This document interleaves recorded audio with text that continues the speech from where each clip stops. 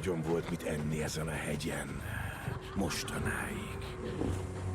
Halljam, hogy fettétek el a nyomokat a hóban? Egy madár segített. Oroszlán, akiknek egy madár segít. Ahogy én fogok segíteni.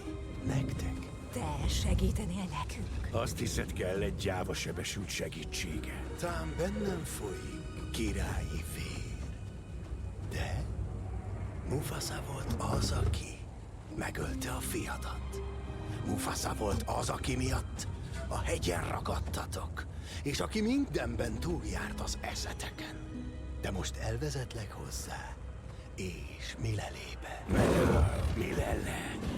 Milele, nem egyéb egy álomnál. Dajka mese a kölyköknek. Hát ezt mond a majomnak. Ő vezeti oda őket. Bajban vagytok. Egy falka éhező vadász, ami a hegy szélén tengődik. Nem találja a nyomokat, és csak is velem van esélye. A bosszúra. Bosszú. Mit szólna ehhez apád? Mufasa miatt.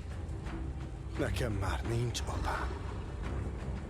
Ez az ő bűne. Igen, elvesztetted apádat. Én pedig a fiamat. Taka, velünk tartasz.